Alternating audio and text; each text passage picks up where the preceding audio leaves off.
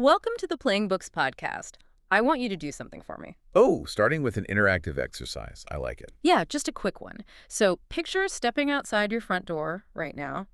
Imagine it's late. The sun has just completely vanished beyond the horizon. Right.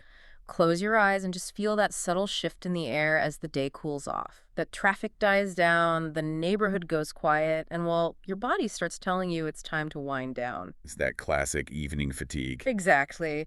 We humans are retreating, we're locking our doors, pulling the curtains shut. But as you stand there in the quiet, I want you to actively imagine what is waking up while you are winding down. Mm-hmm. Because while you might think the world is going to sleep, you are actually standing on the edge of the planet's most exclusive, ruthless, and frankly endangered habitat. The night shift is just clocking in. It really is a profound biological bias that we all carry, isn't it? Oh, 100%. I mean, as a diurnal species, we are so incredibly dependent on our visual cortex. We just assume that because our own vision fails in the dark, the whole world simply pauses, like it's holding its breath, waiting for the sun to come back up. Right, like somebody hit the pause button on nature. Exactly. Right. But the reality is that the shift into darkness isn't a pause at all. It is an ignition switch. Oh, I love that phrasing. Yeah, it activates this entirely different, incredibly vibrant network of life on Earth. A network that has evolved over hundreds of millions of years, specifically to exploit the absence of photons. And that actually brings us to the core mission of this episode. We are going on a fascinating journey into this incredible book, Creatures of Darkness, 100 of the planet's weird and wonderful animals that come out at night, by Dani Robertson. That's a fantastic book. It really is. And our goal today is to unlock the secrets of that nocturnal world, to meet the bizarre, beautiful, and sometimes terrifying residents of the night. Right. But more importantly, we are going to understand why darkness itself, like the very absence of light, isn't just a time of day. It is an actively endangered habitat. Yeah, and grasping that really requires a fundamental paradigm shift in how we view the natural world. I mean, Dani Robertson's book does a masterful job of laying out a premise that forces us to look squarely at our own human arrogance. No, absolutely. Because throughout our history, especially since the Industrial Revolution, we have artificially constructed time to fit our daylight-centric lives. Yeah, we break the day into these rigid, mathematically precise increments. Exactly, governed by alarm clocks, productivity schedules, and most importantly, artificial lighting. But in doing so, we've completely forgotten the ancient, undeniable pull of the lunar cycle and, the slow turning of the Milky Way across the sky. We just treat light as the default state of existence. Right, and we treat darkness merely as a temporary inconvenience that we need to eradicate. Okay, let's unpack this, because this really hit me when reading the book, and I actually want to challenge that human-centric view a bit. Let's hear it. So we treat the night like a closed grocery store. Think about it. You walk past a massive supermarket at 2 a.m., the automatic doors are locked, the main overhead lights are off, right? Mm-hmm. And looking through the glass, you assume absolutely nothing is happening because you aren't in there shopping. That's a great analogy. Right. But if you actually manage to look past the front registers, that is the busiest, most critical shift of the entire 24-hour cycle. The night crew. Yes, the night crew is restocking the shelves, the floors are being polished, the expired inventory is being moved out. I mean, if that night shift doesn't happen, the daytime operation totally collapses. The night is the maintenance crew of our planet. That is an excellent way to visualize the infrastructure of the dark. Yeah. And just like that closed grocery store, the nocturnal world requires a very specific, strictly maintained environment to function. Pure darkness. Exactly. Pure, unadulterated darkness. What's fascinating here is why darkness must be recognized as a vital yet entirely neglected habitat. Right, because we don't usually think of time as a habitat. We don't. We are conditioned to think of habitats purely as physical spaces, like a dense tropical rainforest, a vibrant coral reef, or a sprawling wetland. Yeah. But darkness is a temporal habitat. It's an environment defined not by space, but by time and the absence of solar radiation. So when we flood the night with our streetlights and our security floods... And illuminated billboards and stadium lights, yeah, we are quite literally drowning the natural night. We are bulldozing a temporal habitat with our artificial suns just as destructively as a chainsaw levels a physical forest. Wow. I want you, the person listening right now, to think about the wall of light outside your own window, whether you live in a dense city or a sprawling suburb. It's everywhere. It is. When is the last time you looked up and actually saw the stars? And I mean really saw them. Not just the 3 or 4 bright ones. Right. Not just the planets fighting their way through that orange hazy dome of the city. I mean the actual staggering depth of the night sky, the dust lanes of the Milky Way. For a vast majority of the human population, the answer is years, if they've ever seen it at all. It's sad. It is. And if we connect this to the bigger picture, light pollution completely deconstructs ecosystems instantly. Instantly. Yes. It's not like chemical pollution or deforestation, which, take time to accumulate or execute. You flick a switch, and immediately at the speed of light, you alter the environment. You instantly confuse the wildlife. Exactly. Wildlife that relies on the subtle, natural light of the moon and starlight. For complex navigation, for mating rituals, for basic survival, you blind them, you disorient them, and you strip away the only environment their neurology has evolved to process. And speaking of that neurology and evolution, here's where it gets really interesting. Oh, the adaptations. Yes. Let's look at the evolutionary toolkits these animals have developed. Because taking away the light didn't just make things hard to see. It forced these species to become highly specialized, hypersensitive masters of their domain. They had to solve the problem of navigating a pitch-black world. And the solutions evolution came up with are staggering. Let's start with the eye. Oh, I love the eye. This creature, native to the island of Madagascar, and the book describes it so perfectly, an electrocuted gremlin. That physical description is incredibly apt. I mean, it is a primate, highly specialized type of lemur, but it looks like a creature woven from a nightmare and a fairy tale. Totally. It has this coarse, wiry black hair, wisps of silver around its face, and these 2 massive, unblinking, clementine-colored eyes. Those eyes are designed to capture whatever sparse photons are bouncing around the canopy. Exactly.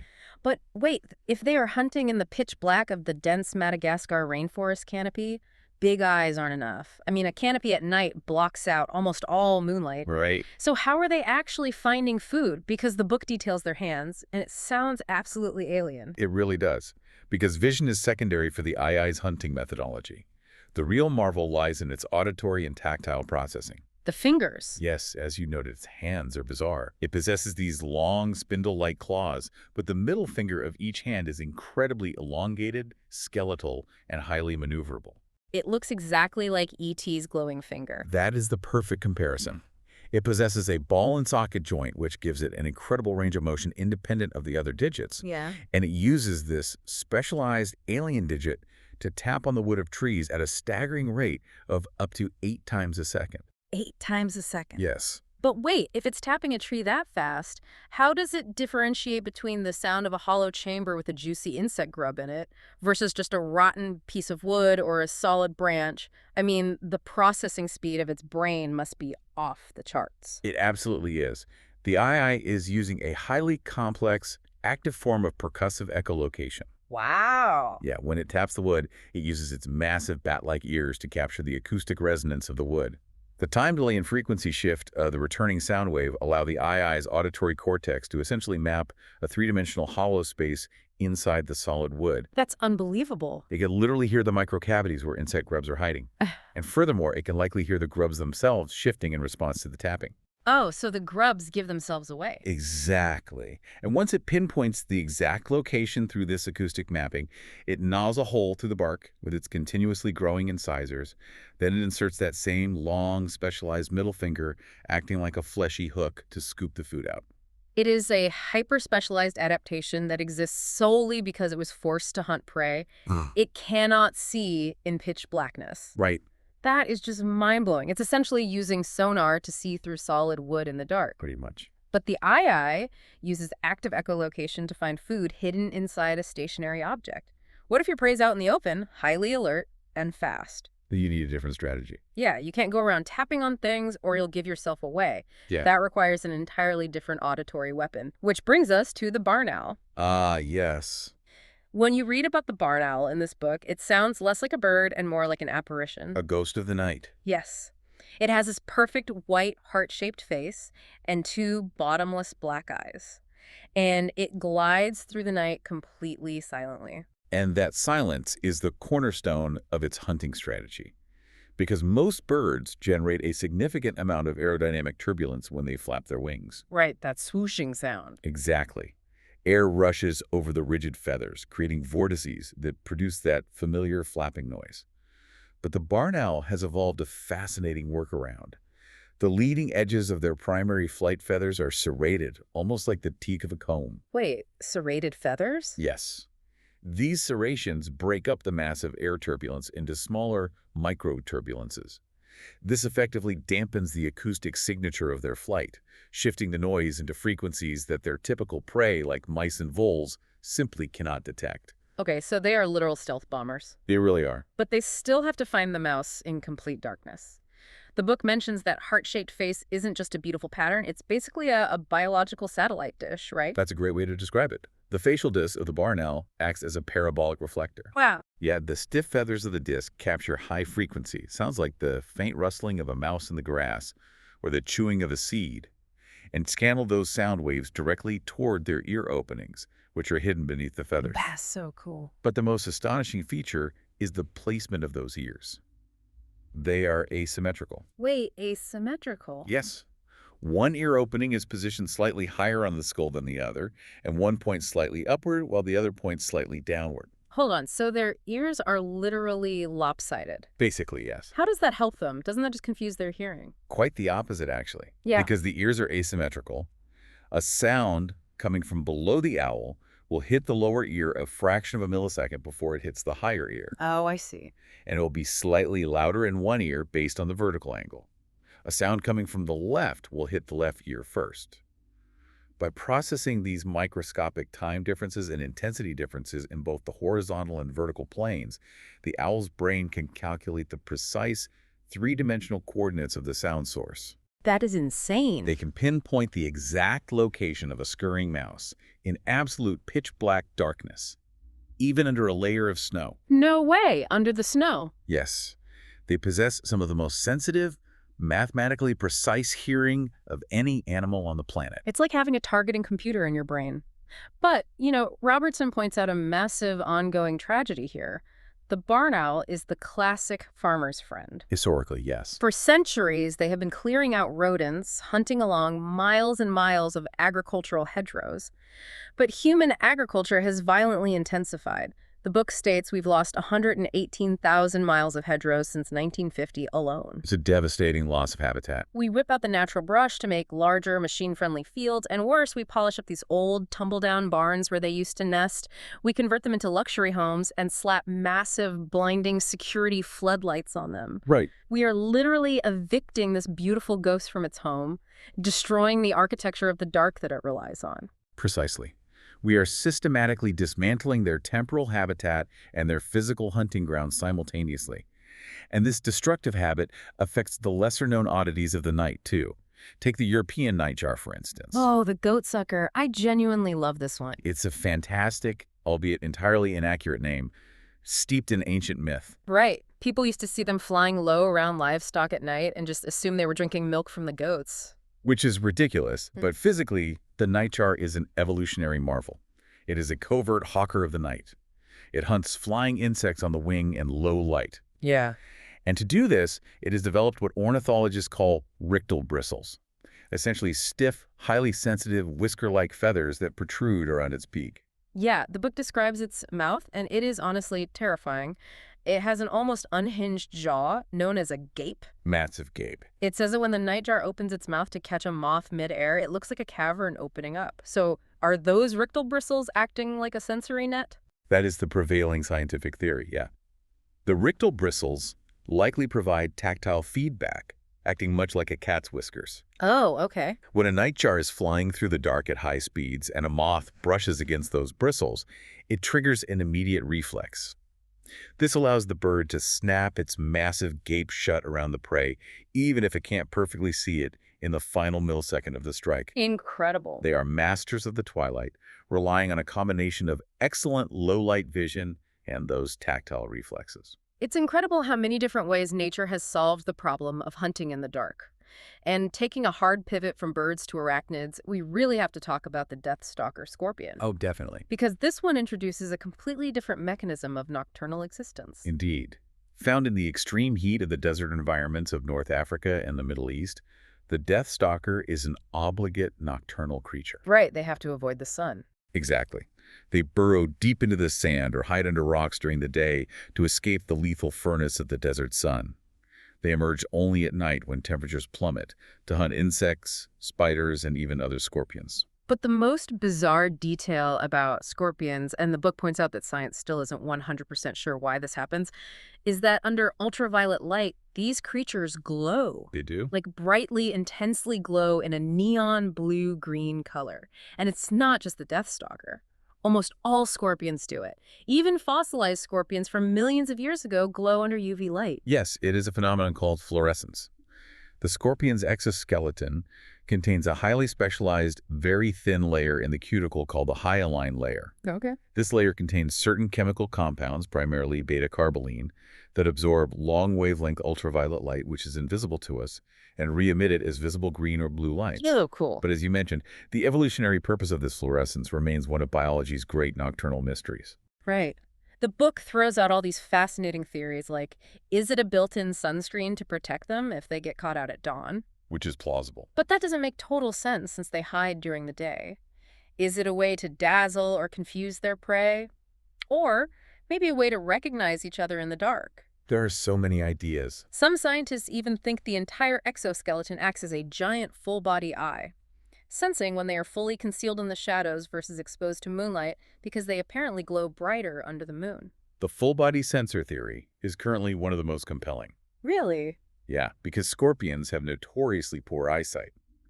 By having an exoskeleton that reacts to the ambient UV light provided by the moon and stars, the scorpion can essentially feel when it is hidden in a dark crevice or dangerously exposed in the open. Wow, so it feels the light. Exactly. It converts light into a chemical signal that its nervous system can interpret. It is an extraordinary adaptation. It is just so alien to our daylight-biased eyes.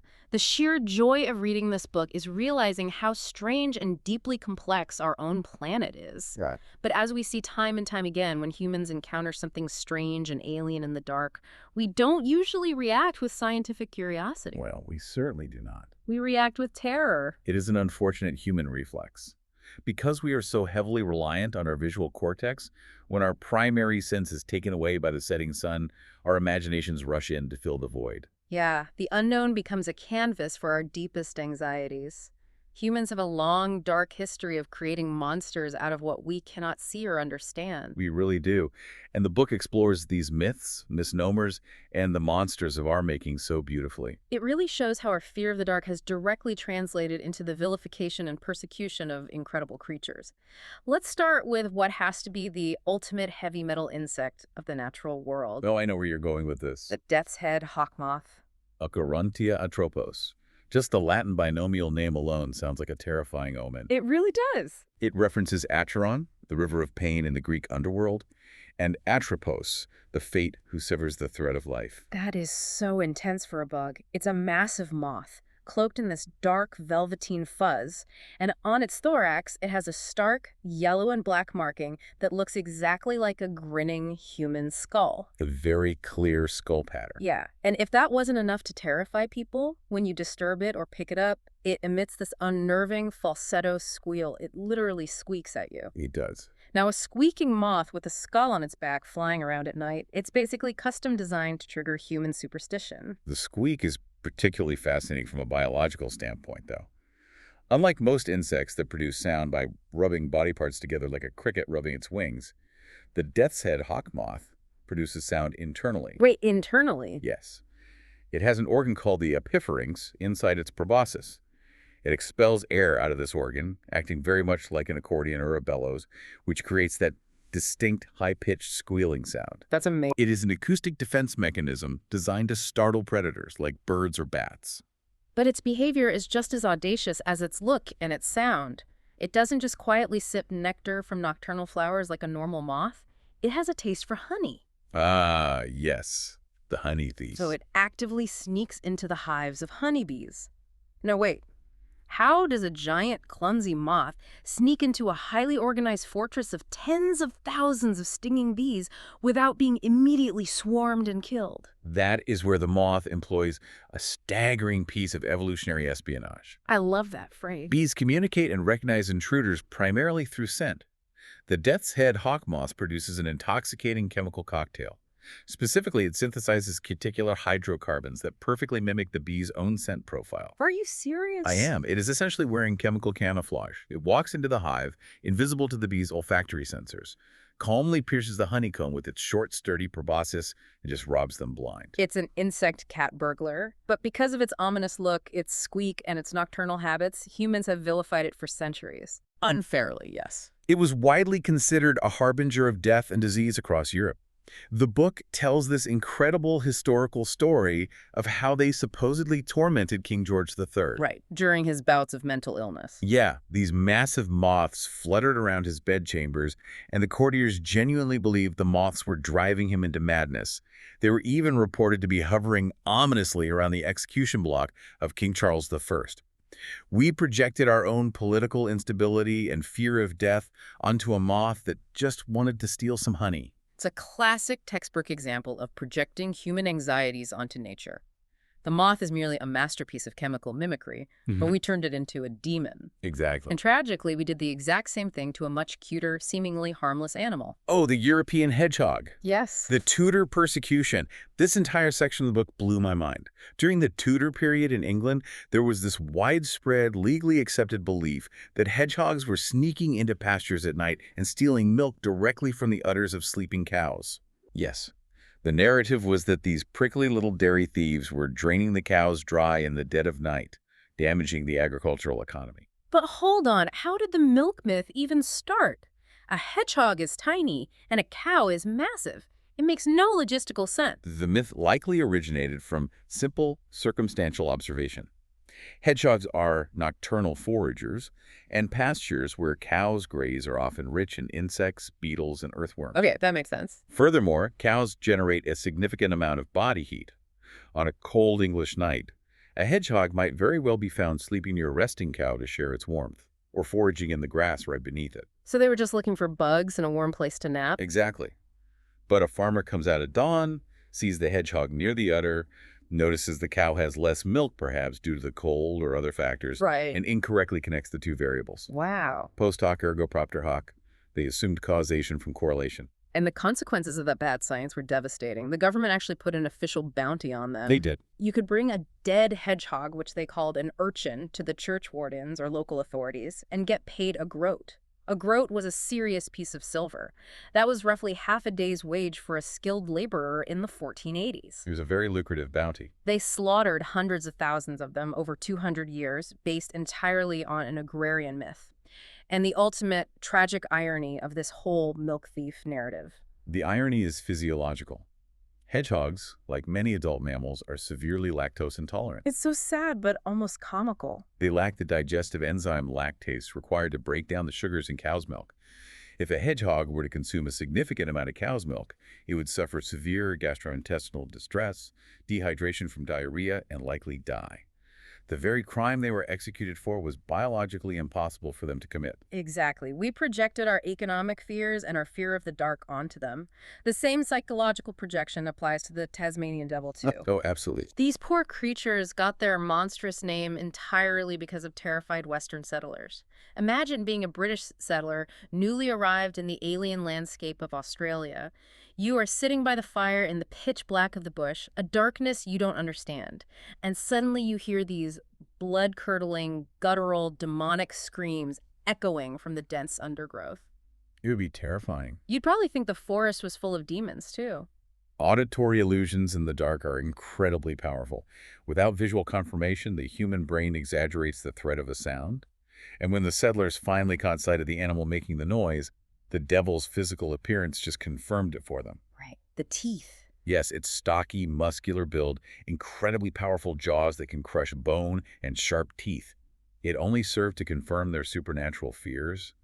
But the reality is far more mundane. They're just scavengers. They are primarily nocturnal scavengers. They actually play a vital role in disease control by consuming carrion, cleaning up dead animals before rot and bacteria can spread. So the screams aren't them hunting people. No, the terrifying screams are simply how they communicate and establish dominance over a carcass to avoid physical fights. That makes total sense. The narrative we construct in the dark is almost always more menacing than the biological reality. Look at the gray wolf. Oh, this is a massive one. The ultimate fairy tale myth. What is the one thing every single person knows about wolves from the time they are a child? They howl at the moon. Everyone thinks that, It's on t-shirts, it's in movies, it's baked into our cultural DNA. which is entirely fundamentally false. Wait, really? Entirely false. They do not howl at the moon. The lunar cycle has absolutely nothing to do with their vocalizations. So why do they howl then? Wolves howl to communicate over vast distances with their pack members, to claim territorial boundaries against rival packs, or to rally the group before a coordinated hunt. They point their muzzles upward simply to project the sound further, minimizing acoustic interference from trees and the ground. So why the moon connection? The association is just a product of human observational bias. Wolves are largely crepuscular and nocturnal, meaning their peak activity hours are at dawn, dusk, and throughout the night. Okay. Therefore, humans historically only heard them howling in the dark. If a human was outside at night and could see well enough to spot a wolf howling, it meant it was likely a clear night with a bright full moon illuminating the landscape. Oh, wow. So we just connected two things that happen to be in the sky at the same time. Exactly. We saw the wolf looking up, we saw the moon in the sky, and our brains connected the dots incorrectly. We drove them into the darkness through relentless, violent persecution, hunting them to near extinction across Europe and North America, and then, once they were safely hidden in the night, we turned them into the mystical villains of our bedtime stories. The monster narrative is so strong that it extends into environments humans can't even easily access, even under the crushing pressure of the deep ocean. Let's talk about the vampire squid. Vampiroteuthis infernalis. Right. Its scientific Latin name literally translates to the vampire squid from hell. You hear that, and you immediately picture this aggressive, blood-sucking kraken waiting in the abyssal depths to rip prey apart. It is a dramatic misnomer. Dani Robertson affectionately refers to it in the book as a damp squib. It's true. It doesn't even have bloodlust. It doesn't hunt live prey at all. It is the only known cephalopod that lives its entire life as a detritivore, a scavenger. It's very peaceful, really. Yeah. It lives in the oxygen minimum zone of the midnight ocean, thousands of feet down, where sunlight absolutely never reaches. And what does the vampire squid from hell actually do in the dark? It sparkles. It sparkles. It floats passively, deploying two long, sticky filaments to catch marine snow, which is basically falling organic debris, dead plankton, and fecal matter drifting down from the surface. Not very terrifying. No. It's this delicate, dazzling creature covered in light-producing organs called photophores. It hasn't changed much in 165 million years, quietly recycling the ocean's garbage, and we slap the name of a horror movie villain on it simply because it has a dark red color and a webbed cape. It highlights a profound systemic disconnect between humanity and the nocturnal world. And that disconnect doesn't just result in unfair names, it leads to active destruction. Yeah. Because when we don't understand the night, when we fear it or view it as an empty void to be conquered, we don't respect its delicate balance. Which brings us to perhaps the most urgent and scientifically devastating part of this book, the tragic disruption of the celestial compass. So what does this all mean? We've established that animals use the dark to hide, to hunt, and to survive. But it's not just the absence of light they rely on. It's the presence of specific ancient light, the light of the cosmos. Exactly. We need to look at how animals utilize the sky itself as a navigational tool. Let's examine the nocturnal African dung beetle. Let's do it. In ancient Egypt, the scarab beetle was revered as sacred. They believed a giant celestial beetle rolled the sun across the sky, keeping the earth turning. But modern science has uncovered a biological reality that is arguably even more magical than the myth. Yeah, the 2013 study. Yes. In 2013, a groundbreaking behavioral study proved definitively that these nocturnal dung beetles use the starlight of the Milky Way as a celestial compass to roll their dung balls. Okay, let's unpack this. They are literally navigating by the galaxy. How does a beetle, crawling in the dirt, process the Milky Way? It's an incredible feat of optical engineering. Dung beetles have highly specialized compound eyes that are sensitive to the polarization of starlight. Okay. When a dung beetle secures a piece of dung and fashions it into a ball, its immediate imperative is to roll it away from the massive dung pile as quickly and in as straight a line as possible. To keep other beetles from stealing it, right? Exactly. To avoid having it stolen by rival beetles. To do this, the beetle climbs on top of its dung ball and performs an orientation dance. It scans the night sky, taking a visual snapshot of the bright, arching band of the Milky Way. Wow. It then uses that arch as a fixed reference point. a celestial compass to maintain a perfectly straight trajectory in the pitch black of the African savanna. That is awe-inspiring. A microscopic brain calculating vectors based on the light of billions of stars. But here is the tragedy. What happens when you introduce artificial human light into that environment? It falls apart. When light pollution from a nearby mining camp or a sprawling city creates a hazy orange glow, what astronomers call sky glow over the landscape, the delicate light of the Milky Way is completely erased from the sky. The beetle looks up to take its snapshot, and the compass is gone. The compass is entirely shattered. The sky glow overwhelms their photoreceptors. Without their galactic reference point, the beetles become completely lost. That's heartbreaking. The 2013 study showed that under heavily light-polluted skies, the beetles end up trapped in an artificial haze, wandering in chaotic circles, often returning right back to the dangerous dung pile where they are robbed. Their entire evolutionary strategy is nullified by a single halogen bulb. And this devastating interference brings up the Luna moth. This section of the book is such a heartbreaking biological reality. Dani Robertson calls it their Cinderella story. It's a very fitting title. The adult Luna moth is this massive, stunningly beautiful, pale green creature, but it only lives for about 7 to 10 days in its adult form. Why? Because it literally doesn't even have a mouth. Right. Its mouth parts are vestigial, it cannot eat, it cannot drink, it has to survive entirely on the finite fat reserves it stored up during its caterpillar stage. The clock is ticking the second it emerges from the cocoon. It has exactly 1 week to fly through the dark, find a mate, lay its eggs, and die. It is a desperate biological race against time, and it is guided entirely by the moon. For millions of years, moths have used the moon to orient themselves during flight. How does that work exactly? Because the moon is an optical infinity away from the Earth, its light rays hit the planet in parallel lines. A flying moth uses a navigational technique called transverse orientation.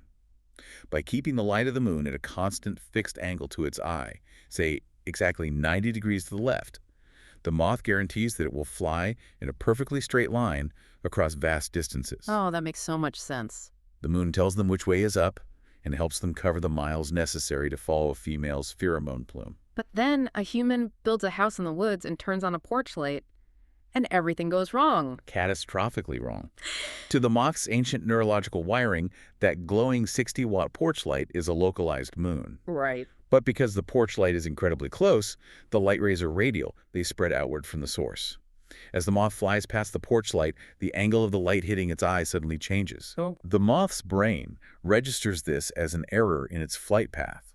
It tries to correct its course to keep the light at a constant 90-degree angle, and mathematically, the only way to maintain a constant angle to a closed radial light source is to fly in a tighter and tighter spiral around the bulb. That's the spiral. That's why you see moths frantically circling streetlights.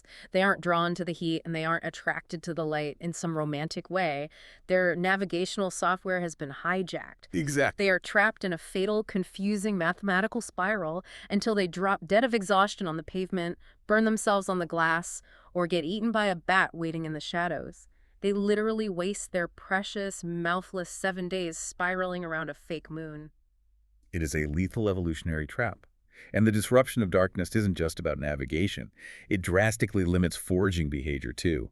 Consider the Indian crested porcupine. Okay, I remember this from the book. This is a formidable, massive creature covered in sharp quills. But despite its weaponry, the book notes they are fundamentally moon-shy.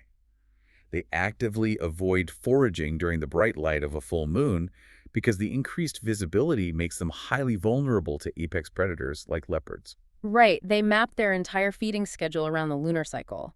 The book states they need a strict minimum of 7 hours of pure, unadulterated darkness to comfortably leave their dens, forage for roots and tubers, and return safely. Yes, 7 uninterrupted hours. If a developing town encroaches on their territory and installs a row of streetlights, that territory doesn't just become annoying, it becomes biologically unlivable.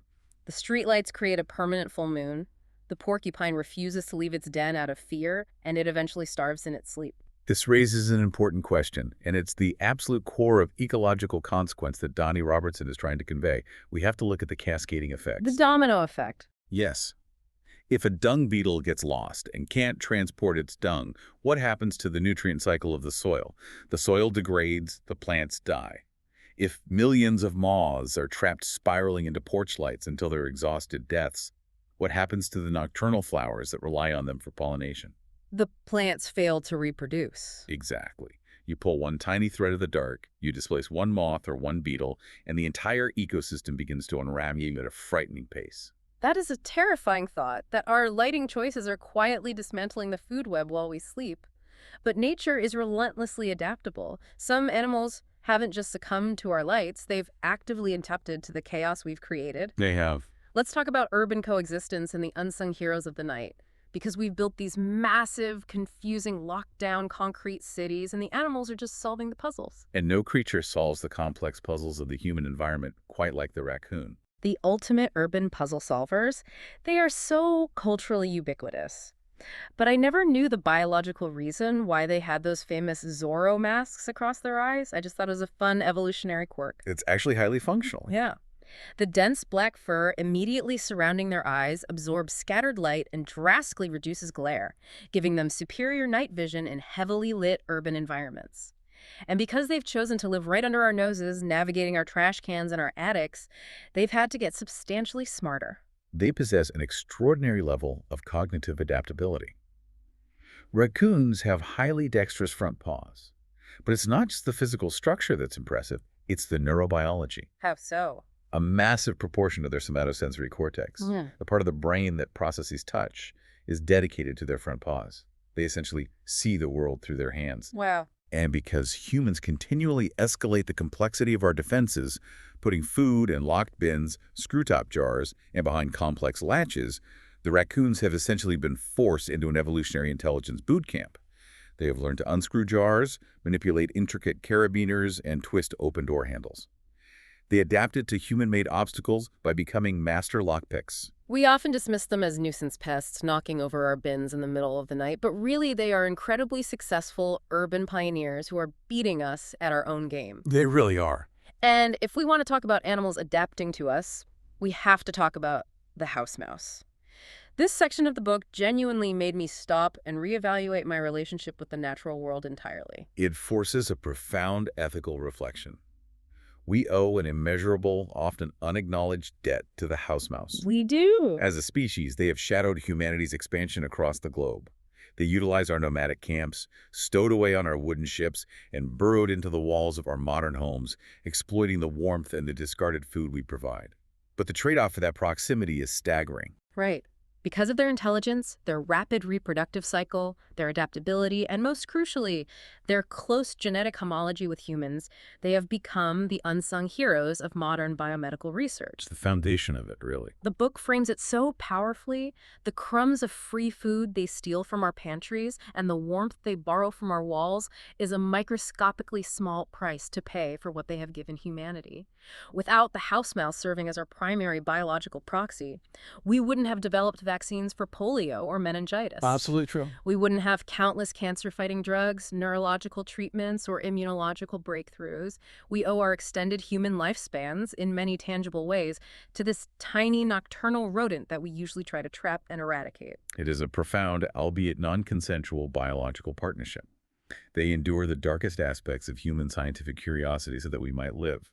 And speaking of unsung heroes carrying the weight of human survival, we must consider the megapollinators, specifically the spectacled flying fox in Australia.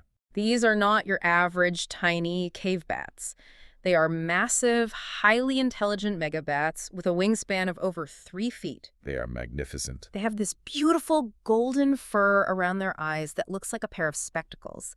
And unlike microbats, they don't even use echolocation. They have incredibly large, forward-facing eyes with superior night vision designed to spot the faint, pale blossoms of eucalyptus trees in the moonlight. And they are absolutely vital to the Australian ecosystem. The book notes a single flying fox can cover up to 70 miles in a single night of foraging, passing pollen and dispersing up to 60,000 seeds across the landscape. 60,000, that's incredible. They are the crucial nocturnal recruits in the fight against climate change, actively regenerating the rainforests and cross-pollinating the canopy while humanity sleeps. They are the architects of the forest. But their existence is incredibly precarious, precisely because they are so exposed to the changing climate. Dani Robertson details a devastating mass mortality event in November 2018 in Queensland. This part was hard to read. Over just 2 days of an unprecedented severe heat wave, Temperatures soared past 108 degrees Fahrenheit. Unlike humans, bats cannot sweat effectively. They rely on panting and fanning themselves to thermoregulate. Right. The heat exceeded their physiological limits, and their brains essentially boiled. An estimated 23,000 spectacled flying foxes fell dead from the trees in 48 hours. 23,000. That was an estimated one-third of their entire population in Australia, completely wiped out in a single weekend. It's horrifying. It shows how delicately balanced the night is and how quickly it can collapse. It is a sobering reality. But on the flip side, when nocturnal species are given a chance to thrive alongside us, the spectacle is unmatched. Literally unmatched in the natural world. Have you read the part about the Mexican free-tailed bat colony in Austin, Texas? The Congress Avenue Bridge Colony. It is undeniably one of the greatest urban wildlife phenomena in the world and a perfect example of accidental conservation. Yes. You have this massive, modern concrete bridge right in the middle of a bustling, heavily lit city. In 1980, engineers retrofitted the bridge, creating these narrow, deep crevices underneath. It turned out those crevices were the exact perfect temperature, humidity, and size for a bat nursery. Complete serendipity. So as the sun sets over Austin, people gather on the riverbanks, on paddle boards, and in kayaks under the arches. And then, from the concrete belly of the bridge, a steady stream of black shadow starts pouring out. It builds into this massive crepuscular crescendo as an estimated 1.5 million bats flood into the twilight sky over the city lights. What is truly astounding from a biological perspective is the sensory processing required for that emergence. Yeah, how do they not crack? Yeah, exactly. Right. How do 1.5 million bats fly out of a narrow concrete corridor simultaneously without colliding? They're all using echolocation. You would think the acoustic interference, millions of high-frequency shrieks bouncing off the concrete and each other, would create a blinding wall of noise. Right, like being at a loud concert where you can't hear yourself think. But they utilize incredibly complex frequency jamming avoidance behaviors. They subtly shift the frequency of their calls, compensating for the Doppler shift of their own flight speed, tuning into their specific returning echo while filtering out the million other bats around them.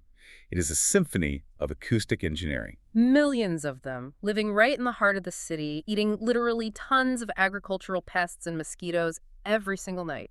It proves that coexistence is totally possible and that life finds a way to exploit the absence of the sun, even in a concrete jungle. It really does. Which brings us nicely to the absolute extremes of the planet. Let's look at the environments where darkness isn't just a phase of the 24-hour day, it is the permanent, crushing reality, the extreme dark. To truly understand the power of adaptation, we must plunge into the midnight zone of the deep ocean. Down below 3,000 feet, sunlight is completely extinguished. The pressure is immense, the temperatures hover near freezing, yet life flourishes. Consider the deep-sea anglerfish. This is a fish that looks ferociously, terrifyingly prehistoric. A bloated, gelatinous gray body, translucent fins, and a giant upside-down crescent mouth lined with terrifying, needle-like teeth pointing inward so nothing can escape. The stuff of nightmares. But because it lives in an environment completely devoid of solar photons, it has to create its own. It weaponizes light. The mechanism of bioluminescence is a marvel of evolutionary chemistry. The female anglerfish possesses a specialized, highly modified dorsal fin spine that extends outward over her mouth, acting as a biological fishing rod. Hence the name anglefish. Exactly. At the tip of this rod is a fleshy lure called an esca. Inside the esca, the fish cultivates a symbiotic colony of bioluminescent bacteria. Through a chemical reaction involving the molecule luciferin and the enzyme luciferase, these bacteria produce a steady, cold, blue-green glow. Wow. In an environment of absolute permanent darkness, a sudden glowing point of light is completely irresistible to other deep-sea creatures.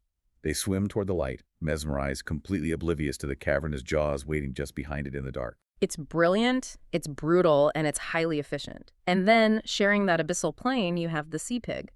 This weird, translucent, fleshy little bottom feeder, which is actually a type of sea cucumber. Yes. They are living under crushing pressure at 4 degrees Celsius. They are the ultimate patient scavengers.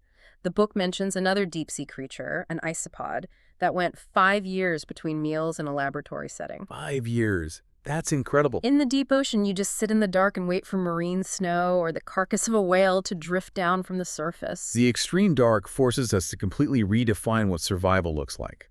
Metabolic rates slow to a crawl. Energy conservation becomes the ultimate biological imperative. But extreme darkness doesn't only exist in the ocean trenches. The remote Australian scrub at night is its own extreme, isolated environment. Consider the greater bilby. Oh, the bilby.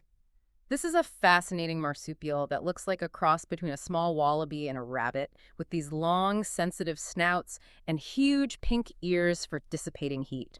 It's actually being pushed in conservation campaigns to replace the invasive European rabbit as the Easter bunny in Australia for children. A very worthy cause. But there's this hilarious yet ultimately tragic piece of pop culture trivia hidden in the book. If you played video games in the late 90s, you definitely know the character Crash Bandicoot. Oh, of course. Well, Crash Bandicoot is actually based on an eastern barred bandicoot, which is a close relative of the bilby. But the in-game lore is that he was snatched from the wild and experimented on by an evil scientist, which is the explanation for why he stands on two legs, wears jeans, and looks absolutely nothing like a real bandicoot. Right. The real ones are these incredibly shy, strictly nocturnal creatures whose numbers are dwindling due to feral cats and foxes. It is the ultimate irony of modern society. Immense digital fame for a caricature, while the biological reality of the animal slides quietly toward extinction in the dark. Another master of the Australian night, employing an entirely different survival strategy, is the tawny frogmouth. Yes. By day, they are absolute masters of camouflage. They look like a broken branch. Literally like a piece of wood. They stretch their necks toward the sky, close their eyes to slits, stiffen their posture, and their mottled gray and brown feathers blend perfectly into the bark of a stringy bark tree. They essentially become invisible to daytime predators. But at night, they drop the disguise, open these massive, wide, cavernous mouths, and swoop down silently to scoop up insects, frogs, and mice. A total transformation. And then there's the night parrot. This is a bird that eluded human observation for over a century. It was presumed totally extinct until a dead specimen was found on a roadside in 1990. And the evolutionary irony of the night parrot is perhaps unmatched in ornithology. As its name suggests, it's a purely nocturnal bird, yet physiological studies suggest it has terrible night vision. Which sounds completely counterintuitive. The optical centers of its brain are remarkably underdeveloped for a nocturnal species. It apparently has a habit of clumsily crashing into fences and trails in the dark. But why? Why would a nocturnal bird evolve to have bad night vision? It is an evolutionary relic. They evolved in the extreme isolation of the Australian outback over millions of years, an environment that, historically, lacked significant ground-dwelling nocturnal predators. Ah, so they didn't need to see that well. Exactly. They didn't need hyper-acute night vision to survive, so they never invested the massive biological energy required to develop and maintain large eyes and complex visual cortices. They simply hid during the hot day and bumbled around safely at night. But when humans introduced feral cats and foxes, that evolutionary shortcut became a lethal vulnerability. It is a beautiful, tragic contradiction. It really is. And if we move from the arid Australian scrub to the high, dense canopies of the South American rainforest, the extreme darkness produces even more marvels. We find the pacarana. The pacarana.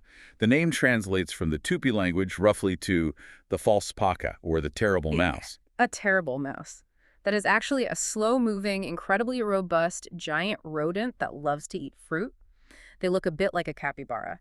And the males have an astonishing nocturnal behavior. They sing. They do. They emit these complex crooning vocalizations for up to 2 minutes straight, projecting their songs through the dark cloud forests to woo a mate. They use acoustic signaling in a dense canopy where visual displays are useless. Or what about the slow loris over in the dense Javan rainforest? The slow loris possesses a mesmerizing adaptation. The local human populations have a nickname for them. Little fire faces. That's a great name. Like many nocturnal predators, their eyes contain a tapetum lucidum, a highly reflective layer of tissue positioned immediately behind the retina. When the summer's moonlight hits their eyes, it passes through the retina, reflects off the tapetum lucidum, and passes through the retina a second time, giving the photoreceptors a double chance to capture the light. So it maximizes the little light they have. Exactly. In the pitch-dark canopy, when an observer's flashlight catches them, this reflection makes their eyes look like twin, glowing flames hovering disembodied in the trees. And it's not just the animal kingdom exploiting the darkness. The plant world is deeply involved in this nocturnal network.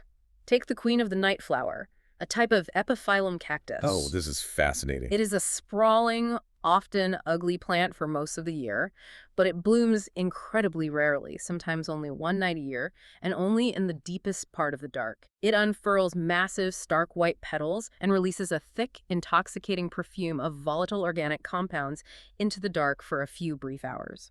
It does this specifically to attract nocturnal pollinators like sphinx moths and bats. By morning, the flower wilts and dies, completely indifferent to whether humans or any daylight creature ever saw its beauty.